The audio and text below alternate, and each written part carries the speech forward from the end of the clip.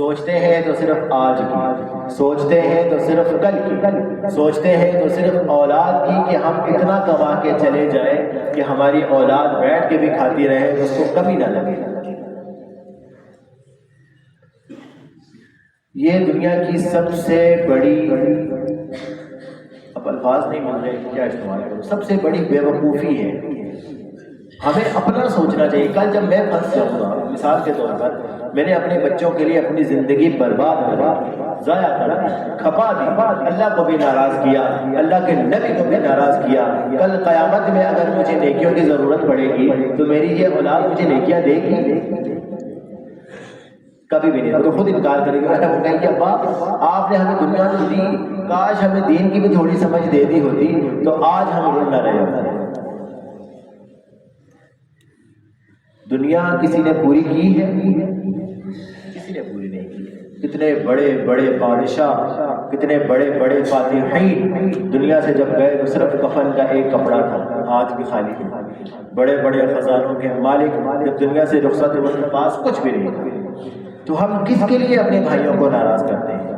اس دولت کے لیے ہم کیوں اپنی بہنوں کا حصہ دباتے ہیں؟ اپنی خوشی کے لیے خبر میں تو ساتھ لے کر نہیں جانا ہے۔ آج اگر میں پیسہ کماتا ہوں بہت زیادہ ہے، میرے مرنے کے بعد میری اولاد تو جھگڑے گی اس پیسے پر، وہ تو یہاں تک بھی جھگڑیں گے کہ ابا جی کے جیب سے جو پیسے نکلے ایک بھائی کہے گا میرا حصہ ہے، دوسرا کہے گا نہیں نہیں یہ میرے ساتھ رہتے تھے یہ میرے پیسے ہیں۔ جو اولاد 10 روپے کے نوٹ پہ لڑ سکتی ہے، کیا فائدہ ایسی اولاد کے لیے اتنا کچھ جمع کر کے جائے؟ اولاد آپ کی نیک ہے پھر تو آپ کے لیے صدقہ جاریہ ہے، وہ آپ کے لیے دعائیں کرے گی۔ لیکن اگر اولاد کی تربیت نیک اس پر نہیں ہوئی، آپ نے اس کو دین کی دعوت تعلیم نہیں، دین کی تعلیم سے مراد یہ نہیں کہ آپ نے اپنے بچے کو مولوی بنا دیا ہے یا آپ نے اپنے بچے کو مفتی بنا دیا ہے اور بس یہ آپ کی نجات کے لیے کافی ہے۔ دنیا دار بھلے ہو لیکن کم از کم دین کی سمجھ بھی ہو کہ والد کے حقوق کیا ہے، بہن کا حق کیا ہے، میرے پڑوسی کا حق کیا ہے۔ افسوس یہ ہوتا ہے کہ ہم لوگ ساری چیزیں مولوی پر ڈال دیتے ہیں اور کہتے ہیں کہ بس بری ذمہ ہو جاتے ہیں۔ جب کچھ ہو جاتا ہے تو پھر مولوی صاحب بلاتے ہیں، مولوی صاحب آ جائیں، میرے گھر میں خوشی آئی ہے تو آ کے مجھے بتائیں میں نے کیا کرنا ہے۔ کوئی فوت ہو جاتا ہے تو مولوی صاحب کو بلاتے ہیں، مولوی صاحب آ جائیں، میرے والد صاحب، میرے دادا حضور، میرے نانا جان فوت ہو گئے ہیں تو آ کے آخری رسومات آپ کے ذمہ ہیں تو آپ ہی نے آ کے کرنی ہے۔ ہم خود یہ چیزیں کیوں نہیں کر سکتے؟ کیونکہ ہمیں معلوم ہی نہیں ہے کہ ہمیں کیا کرنا ہے۔ معذرت کے ساتھ ہمیں جنازہ ہی نہیں آتا ہے، پڑھانا تو بہت دور کی بات ہے، پڑھنا ہی نہیں آتا ہے۔ ان چیزوں پہ ہماری ابھی ضرورت اسی چیز کی ہے کہ ہم ان چیزوں پہ محنت کریں۔ اب تک ہم جس معاشرے میں رہ رہے تھے لوگوں کے اندر کوئی تھوڑی سی رمق باقی تھی دین کی، اسلام کی، لوگوں کو اسلام کے ساتھ شغف تھا۔ آنے والا وقت ایک ایسا وقت ہے کہ جس میں اسلام تو اسلام، آج پھر ہم نام لے لیتے ہیں کہ دین ایسا کہتا ہے، ہمارا اسلام کیسا کہتا ہے۔ ایک وقت ایسا آنے والا ہے کہ اسلام کا نام لینے پر بھی پابندی ہے۔ پہلے یہ ہوتا تھا کہ دنیا میں کتنے مذاہب ہوتے تھے، کسی نہ کسی کا کوئی نہ کوئی مذہب ہوتا تھا، چاہے وہ عیسائی ہے، یہودی ہے، مسلمان ہے، ہندو ہے، سکھ ہے، کوئی سا بھی ہے۔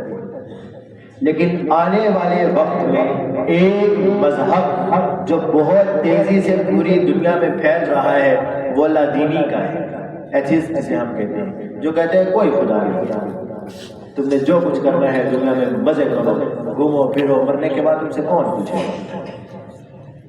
بہت تیزی سے پھیل رہا ہے اور اتنی تیزی سے پھیل رہا ہے کہ ہمیں اس چیز کی سمجھ نہیں آ رہی ہے۔ یہ جو نوجوان نسل ہماری جو یونیورسٹیز میں جاتی ہے ان کو اس چیز کا بخوبی علم ہوگا کہ ہمارے یونیورسٹی میں کچھ پروفیسرز ایسے ہیں جو فلسفے کے نام پر لوگوں کو لادینیت پڑھا رہے ہیں۔ بات وہ دین کی کریں گے، بات اسلام کی کریں گے، آپ کے دماغ میں ایسی کجی چھوڑ جائیں گے کہ آپ کہیں گے دین کیا ہے۔ ہمارے پروفیسر صاحب ہیں اور وہ فرمانے لگے کہ میں جب ابھی پڑھا رہا تھا تو ایک طالب میرے پاس آیا، مجھ سے آگے پوچھا جی کہ ایک سوال ہے میرے ذہن میں جو مجھے بہت تنگ کر رہا ہے۔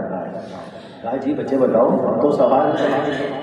فرمایا کہ اللہ کے ہونے پر کوئی دلیل چاہیے۔ یہ بات کرتے ہوئے مجھے بڑا عجیب لگ رہا ہے۔ کہہ رہے ہیں کہ اللہ کی ذات کے ہونے پر مجھے شک ہو رہا ہے. اگر آج اس کے دماغ میں یہ سوال ابھرا ہے تو آئندہ آپ کیا سمجھتے ہیں؟ وہ کسی کے کہنے سے وہ مان جائے گا؟ وہ تو اور پختہ ہوگا اس چیز کے اوپر. اب ضروری یہ ہے کہ اپنی اولاد کو ہاتھ جوڑ دو، اپنی اولاد کو کم از کم دین کی بنیادی باتیں سکھا دو، تاکہ یونیورسٹی میں جا کے وہ کبھی خراب نہ ہو، کالج میں جا کے وہ کبھی لادینیت کا سبق نہ پڑھ سکے. ہمارے ساتھ ہو رہا ہے تبھی بتا رہا. ہم لوگ تو مولوی تو ہم یہ سمجھتے تھے کہ مولوی اسلامیات پڑھتا ہے، وہاں پہ تو دین اور اسلام کی باتیں ہوتی ہیں، وہاں پر بھی ہوتی ہیں لیکن محسوس نہیں ہوتا. یہ چیز اب بہت ضروری ہے، بجائے اس کے کہ کل ہمیں اس بات پر روئیں. اور وہ بچے کہہ رہے تھے کہ ہم گھروں سے جب سوال کرتے ہیں تو گھر والے ہمیں غصہ کرتے ہیں، مارتے ہیں. ظاہر سی بات ہے، ہم ہمارے سامنے کوئی ایسی بات کرے گا تو ہم تو اس کی پٹائی کریں گے. تو جب پٹائی کریں گے تو اور سخت ہو جائے گا اس بات کہ کچھ گڑبڑ. تو اپنے بچوں کو دین کی بنیادی معلومات اور ایسی ہم دوسروں کو کہتے ہیں جی کہ ان کے بچے بڑے ایسے ہیں. مثال کے طور پر اگر ہم کسی کرسچن کے ساتھ بیٹھ جائیں، کسی عیسائی کے ساتھ بیٹھ جائیں اور اس کے ساتھ جب ہم بات کرنا شروع کریں گے وہ ایسی ایسی دلیلیں دے گا، ہم پریشان ہو جائیں گے. لیکن ہمیں معلوم نہیں ہے. ہمیں کیا معلوم ہے؟ صرف کلمہ پڑھنا آتا ہے، نماز پڑھنی آتی ہے، ترجمہ نماز کبھی نہیں آتا ہے، روزہ رکھنا آتا ہے، زکوٰۃ دینی آتی ہے، حج کرنا آتا ہے. اس کے علاوہ دین کی ہمیں کوئی سمجھ نہیں. ہم نے دین یہی سمجھا ہے کہ بس یہ 5 چیزیں ہیں، جنہوں نے اس پر عمل کر لیا بس وہ کامیاب ہیں. صرف یہ کامیابی نہیں ہے. بہت دفعہ بات کی ہے کہ صرف عبادات نہیں ہے، معاملات بھی ہیں، معاشرت بھی ہے، معاش بھی ہے. یہ سارا کا سارا دین کا حصہ ہے. ہم کیوں نہیں پوچھتے ہیں مفتی صاحب سے آ کے، مولوی صاحب سے آ کے، امام مسجد سے آ کے جی کہ میں نے اپنی بہن کو جائیداد میں سے حصہ نہیں دیا ہے، کیا مجھے گناہ ہوگا؟ ہم کیوں نہیں پوچھتے ہیں جی میں نے اپنے گھر کی دیوار لگائی ہے تو پڑوسی کی تھوڑی سی جگہ میں نے قابو کر لی ہے تو کیا مجھے اس بارے میں پوچھ گچھ ہوگی؟ ہم کیوں نہیں پوچھتے ہیں کہ میرے خاندان میں میرا ایک غریب رشتہ دار ہے اور وہ اس کے پاس کھانے کے لیے کچھ بھی نہیں ہے لیکن ہم اس کی امداد نہیں کرتے. ہم تو امداد اس کی کرتے ہیں جہاں پہ ہمارا نام ہوتا ہے. وہ کھڑے ہو کے ہاتھ لہرا لہرا کے ہم کہتے ہیں جی کہ میری طرف سے اتنا مال میں نے صدقہ کیا. یہ نمائش جب تک ہمارے اندر موجود ہے یہ تب تک بہت مشکل ہے. صدقہ ایسے کرو ایک ہاتھ سے دو دوسرے ہاتھ کو خبر بھی نہ ہو، یہ صدقے کا صحیح لفظ ہے. بعض جگہوں پہ ہم کہتے ہیں لوگوں کو کہ آپ کھل کر سامنے آئے، ترغیباً کہا جاتا ہے لیکن ہمارے اس ترغیب کی وجہ سے بھی گڑبڑ ہو جاتی ہے. تو اپنے خاندان میں پہلے دیکھا جائے کہ آیا کوئی ایسا ہے جس کی بھی مدد کر سکتا. پھر ہم امداد کر رہے ہوتے ہیں اور تصویریں بن رہی ہوتی ہیں، وہ بڑے بڑے پوسٹر لگ رہے ہوتے ہیں، دوسرے دن اخبار میں سرخیاں آئی ہوتی ہیں جی کہ فلاں بڑے صاحب نے فلاں بڑے صاحب نے اتنے لوگوں کی امداد کی، اتنی بیواؤں میں راشن تقسیم کیا. کیا فائدہ سے راشن کا؟ ایک انسان کی عزت نفس کو آپ مجروح کر رہے ہو. آپ کو اگر گھر مجمع میں بلا کر کوئی کہہ دے کہ یہ بھوکا ننگا ہے میں اس کی امداد کر رہا ہوں، تصویریں بھی بنائی تو آپ کو خوشی ہوگی اس بات پہ؟ خواتین کی تصویریں بنائی جا رہی ہوتی ہیں، بزرگوں کی تصویریں بنائی جا رہی ہوتی ہیں. شرم کرنی چاہیے ہم لوگوں کو، بحیثیت مسلمان شرم کرنی چاہیے اور ڈوب مرنا چاہیے. ہمارے اوپر ایسا مقام بھی آ گیا ہے کہ ہم مدد بھی کر رہے ہیں اور تشہیر بھی کر رہے ہیں. پوری دنیا میں نام چل رہا ہے کہ فلاں بڑے صاحب انہوں نے تو اتنا کچھ کر دیا ہے. بہت ہم جس طرف جا رہے ہیں وہ سراسر تباہی کا راستہ ہے. اس تباہی سے بچنے کے لیے اب ہمیں ضرورت ہے کہ ہمیں فکر کرنی چاہیے، اپنے اندر جھانکنا چاہیے کہ میں اندر سے کیسا ہوں.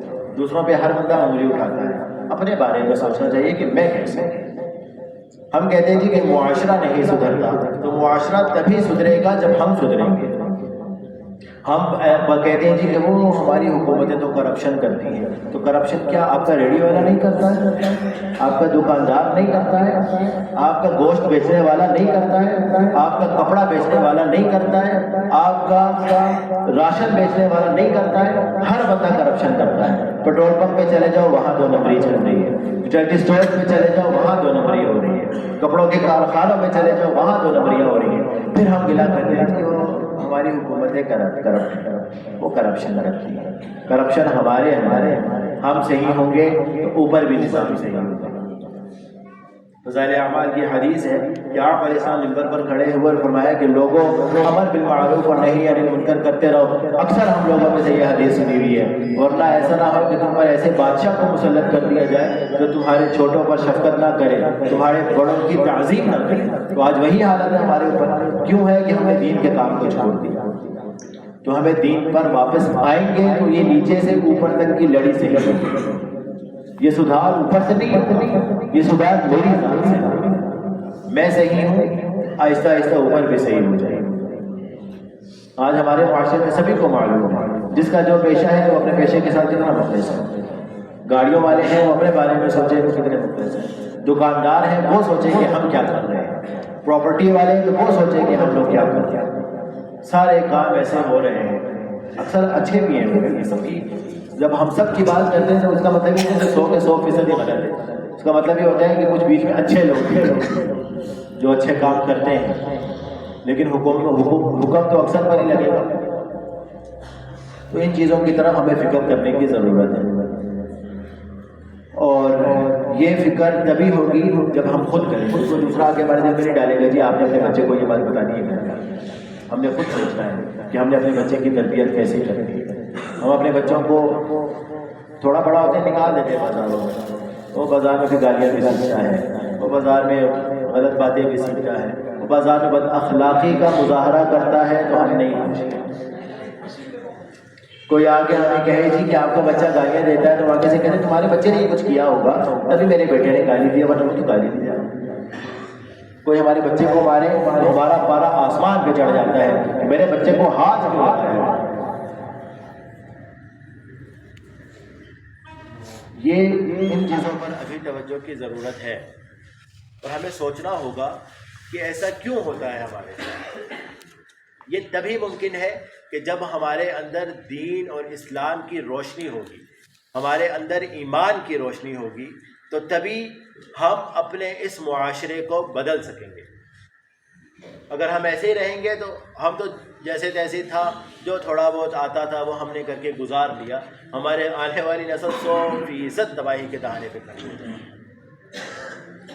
تو کہنے کا مقصد کیا ہے کہ اب ہمیں فکر کرنے کی ضرورت ہے کہ ہم نے خود کو بھی بدلنا ہے اور آنے والی نسل کو بھی بدلنا ہے. تو اس کے لیے کوشش کریں گے نا انشاءاللہ.